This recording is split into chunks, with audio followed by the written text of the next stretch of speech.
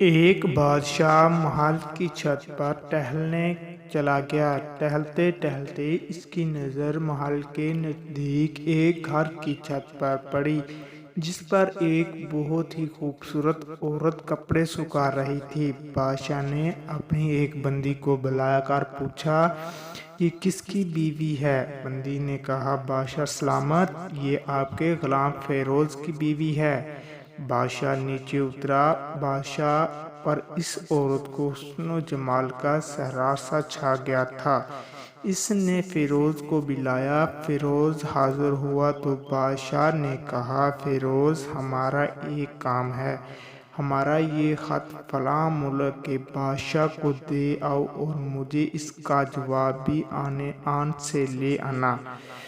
فیروز بادشاہ کو حکم سر آنکھوں پر اور اس خط کو لے کر گھر واپس آ گیا۔ خط کو اپنے تکیے کے نیچے رکھ دیا، سفر کا سامان تیار کیا، رات گھر میں گزاری اور صبح منزل مقصود پر روانہ ہو گیا۔ اس بات سے لا علم کہ بادشاہ نے اس کے ساتھ کیا چال چلی۔ ادھر فیروز جیسے ہی نظروں سے اوجھل ہو گیا، بادشاہ چپکے سے فیروز کے گھر پہنچا اور آہستہ سے فیروز کے گھر کا دروازہ کھٹکھٹایا۔ فیروز کی بیوی پوچھا، کون؟ بادشاہ نے کہا، میں بادشاہ تمہارے شوہر کا مالک۔ تو اس نے دروازہ کھولا۔ بادشاہ اندر آ کر بیٹھ گیا۔ فیروز کی بیوی نے حیران ہو کر کہا، آج بادشاہ سلامت یہاں ہمارے غریب خانے میں؟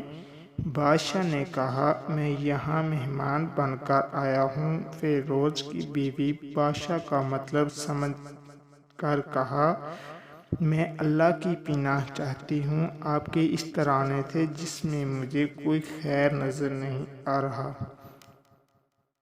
بادشاہ نے غصے میں کہا، اے لڑکی، کیا کہہ رہی ہو تم؟ شاید تم نے مجھے پہچانا نہیں۔ میں بادشاہ ہوں، تمہارے شوہر کا مالک۔ فیروز کی بیوی نے کہا، بادشاہ سلامت، میں جانتی ہوں کہ آپ ہی بادشاہ ہیں، لیکن بزرگ کہہ گئے ہیں کہ اگر مچھر گر جائے کھانے میں تو ہاتھ اٹھا دیتا ہوں۔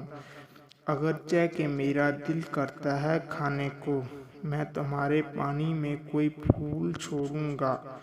لوگوں کو بکثرت یہاں آنے جانے کی وجہ سے شیر کو اگرچہ جتنی بھی تیز بھوک لگی ہو لیکن وہ مردار تو نہیں کھانا شروع کر دیتا اور کہا، بادشاہ سلامت، تم اس کٹورے میں پانی پینے آ گئے ہو جس میں تمہارے کتے نے پانی پیا ہے۔ بادشاہ کو اس عورت کی باتوں سے بڑا شرمسار ہوا اور اس کو چھوڑ کر واپس چلا گیا، لیکن اپنے چپل وہیں پر بھول گیا۔ یہ سب تو بادشاہ کی طرف سے ہوا۔ اب فیروز کو آتے راستے میں یاد آیا کہ جو خط بادشاہ نے اسے دیا تھا وہ تو گھر پر ہی چھوڑ آیا۔ اس نے گھوڑے کو تیزی سے واپس موڑا اور اپنے گھر کی طرف لپکا۔ فیروز اپنے گھر پہنچا تو تکیے کے نیچے سے خط نکالتے وقت اس کی نظر پلنگ کے نیچے پڑے بادشاہ کے نعل چپل پر پڑی جو وہ جلدی میں بھول گیا تھا۔ فیروز کا سر چکرا کر رہ گیا اور وہ سمجھ گیا کہ بادشاہ نے اس کو سفر پر اس لیے بھیجا تاکہ وہ اپنے مطلب پورا کر سکے۔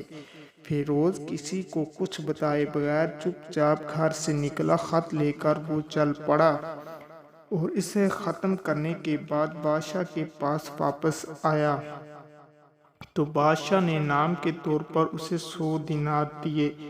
فیروز دینار لے کر بازار گیا اور عورتوں کے استعمال کے قیمتی کپڑے اور کچھ تحائف بھی خریدے۔ گھر پہنچ کر بیوی کو سلام کیا اور کہا، چلو تمہارے میکے چلتے ہیں۔ بیوی نے پوچھا، یہ کیا ہے؟ فیروز نے کہا، بادشاہ نے انعام دیا ہے اور میں چاہتا ہوں کہ یہ پہن کر اپنے گھر والوں کو بھی دکھاؤ۔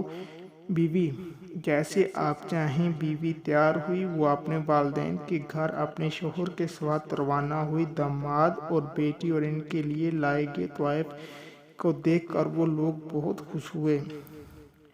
فیروز بیوی کو چھوڑ کر واپس آ گیا اور ایک مہینہ گزرنے کے باوجود نہ بیوی کا پوچھا اور نہ اس کو واپس بلایا۔ پھر کچھ دن بعد اس کے سالے اس سے ملنے آئے اور اس سے پوچھا: فیروز،